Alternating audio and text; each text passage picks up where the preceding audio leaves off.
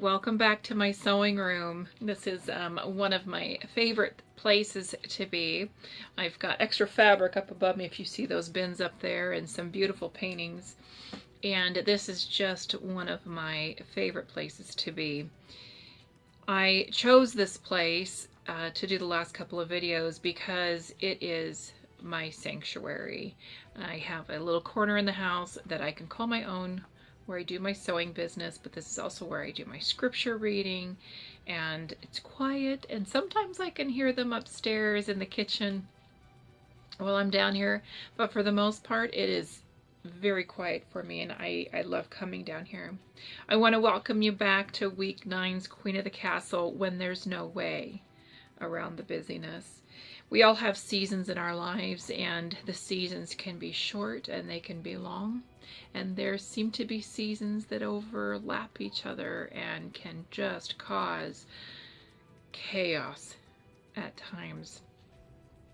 You know, in today's lesson, it talks about next time you're tempted to grow discouraged at all the work that is still to be done, because, you know, at the end of the day, sometimes you're thinking, what did I actually do? Allow yourself some grace. Stop and think about what you did, because you might be surprised. You might have gotten a couple of phone calls and appointments booked, you know, unpacked. Who knows what you did, but you probably did a ton of things. And so just try and take joy in the moments of the things that you did get done.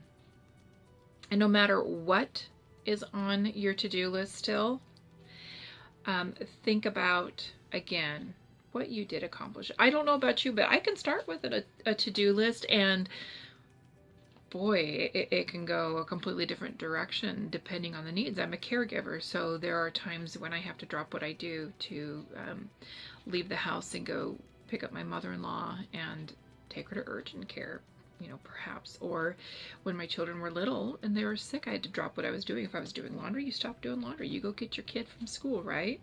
So you find things that, you know, might not be on the schedule for that day, and you need to be a bit of a willow and be able to adapt and realize it's okay that not all 6 loads of laundry got done that day. So give yourself a break. Find ways to make your life a little bit easier if you possibly can. In her book, How to Have All the Time You Need Every Day, author Pat King points out that as busy as Jesus was in his life here on earth, he never seemed to rush. He was very tired at times, he was sorrowful at times, even discouraged, it appears, but he was never in a frantic hurry. For every person he healed, thousands never met him, nor were they healed. For every person he taught, thousands did not hear his teaching, yet he did not hurry. We never hear him say, "There's not enough time for my work." He had come into the world for one purpose, to save the world, but he did not take it upon himself to be more or do more than the Father asked.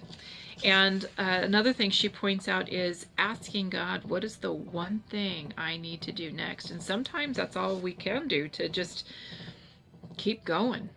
So I love, and this last month, I love reading Our Daily Bread in the morning. And one of them had an amazing story about Harriet Tubman, and it was asked of her, how do you do this? How do you keep going back and helping others escape slavery?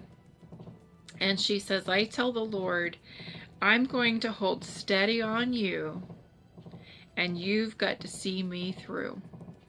Those are her words, and they paired it with Isaiah 41:13. I am the Lord your God, who takes hold of your right hand. So remain and hold steady on him, and he's going to take care of us. So keep in mind, it may not be exactly what you think it's going to be, because he works in those ways. I was going to share with you this book a couple weeks ago, Misty Morgan, written by Stephen Cosgrove and illustrated by Robin James. And the moral down here is, remember that there is a time for work and a time for play. But I just wanted to read this very quickly, if I can, or part of it. because I just love this book. If you gazed upon the crashing waves and rolling tides to the place where the sea becomes sky, you would find an emerald island where rainbows begin and the moon rests after each night's journey. It was from this island that dreams came forth and spread themselves like a gentle fog across the land, bringing children bits of delight when they closed their eyes and went to sleep. Dreams of a gentler time and place. So that's how this book begins. I just love it. And here is the little girl in our story. Now on this island of dreams was a castle, a magnificent thing of heavy stone draped in ivy with a worn wooden drawbridge that was always left down. Hanging from every wall were clocks that ticked and talked the whole day through. There were alarm clocks, cuckoo clocks, grandfather clocks, and even a grandmother clock that hung beside the stove in the kitchen. It was in this castle that a princess lived, a very pretty princess dressed in pinks and purples. The very pretty princess lived by time and time alone. She would rush from one clock to the other, always checking the time. She was always rushing here and rushing there, crying, "Can't be late!" Everything here was on a schedule, and time was the master, and the princess was the slave. And the story goes on, and I just love this book. There was a unicorn in it. Now remember, I loved unicorns, named Morgan. And Morgan wanted to play, and so he'd come to the castle. I mean, just the illustration and the words in this are just wonderful. You know, and here he's chasing after the princess, you know, wanting to play, and he's waiting and waiting. So it's just fantastic. So if you can get your hands on this book, I think it's a fantastic one to read to your children, and it helps them, and it helps you even in a fun, simple way. It's a serendipity book.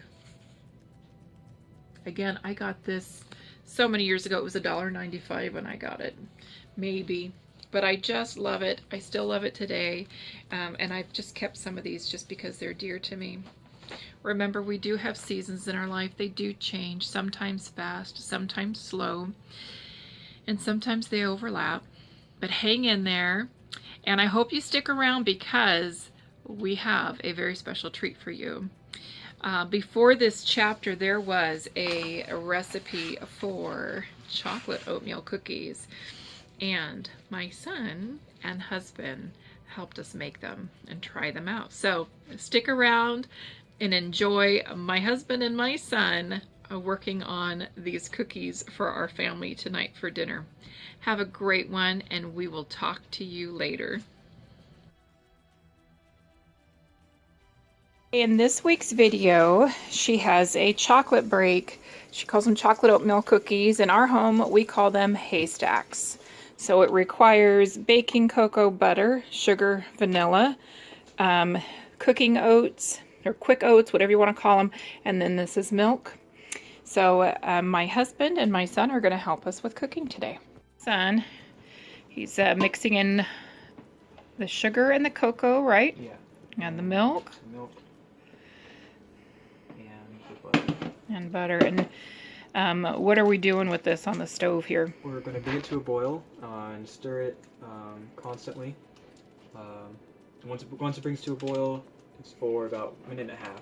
Okay. And then we remove it from the heat. All right. Now is the stove on? The stove is not on. All right. It's on now. I wasn't turning it on because I didn't want to. No worries. No worries. In the meantime, we're catching a little snow here. They're getting that stirred up. All right, it's been a little bit. My husband's now stirring. How's it going over here? Good. This is all that's left of the butter that wasn't softened. Mm-hmm. And my son mentioned to me with this recipe, like we usually put peanut butter in ours. So this one is without peanut butter. It's just a pretty basic chocolate oatmeal cookie. Again, I would call haystack just without the peanut butter. It's not a haystack without the peanut butter. All right, so we've got a rapid boil. Can you stop stirring so we can see what a rapid boil looks like? So that's a rapid boil. You want to keep stirring though so that it doesn't stick to the bottom, correct? And we're going to do this for about 1.5 minutes. Alrighty. Ready? The hard boil is the most important part of this this recipe. Doing this will make sure that the sugar ends up dissolving fully with the mixture. You'll end up with grainy cookies. If you don't boil it enough, it will be really grainy cookies, and they just won't have that nice bite that they normally do. It'll be Yeah, that smooth texture. You want a smooth texture for sure. exactly. All right. Are we ready to add the oats and the vanilla? So we need to remove it from the heat. Oh, my husband's making sure we got the right time.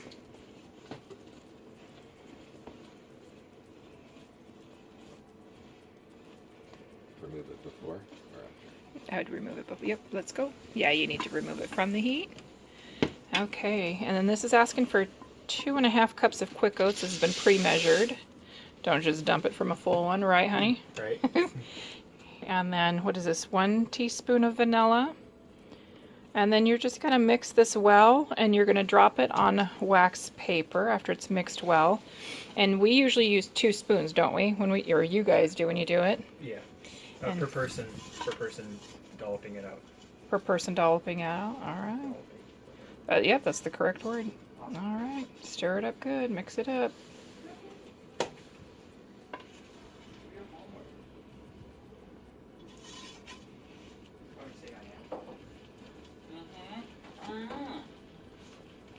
That's set too. No, you're good. All right. So I'm just going to show you how my son does it. Kind of get about a spoonful.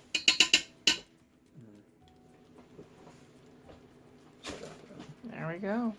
And if they don't set up, I think it's probably due to humidity or something, but if they don't set up, that's okay. Set 'em A in spoon works right, just to take it off, but Yeah. about how long does it say it takes for it to set? It doesn't usually take very long, maybe a couple minutes. Again, that's a humidity thing. Yeah, it doesn't say on that. Yeah, I would say maybe an hour at most. at most. Yeah. And then you want to make sure that after they are set that you do store them in an airtight container so that they don't dry out. And when these are ready, we will show us trying it out and enjoying it. Thanks, honey, for helping us out. Yeah, of course. It's been about 5 minutes since my son started, maybe less, scooping them out and laying them down. He mentioned something that we have done as a trick in the past, where if they're not setting up so well or we're in a hurry because we just really want to eat them, we'll stick them on a baking sheet and stick it in the freezer. But they're already setting up really nice. It's only been a couple minutes. Yeah, so see, the form of that is really nice. Yeah. You want to see that shine and that Oh, smoothness? yeah. You see that? Nice. All right, so because it's nice and shiny, you're saying what? Because it's nice and shiny, that means that all the sugar should have been fully dissolved and it shouldn't be grainy anymore. So it's There we something good you want to see in the cookie. There you go. Still a little bit soft, but Yeah? it's got most of its form. Yeah, and it's still a little bit warm, so there we go. Whoops. Nice and good. Oh, wow. Falling apart. Yeah. All right. Well, enjoy your chocolate oatmeal cookies or whatever she calls them in the book, but we call them haystacks. Make sure you pack some napkins too.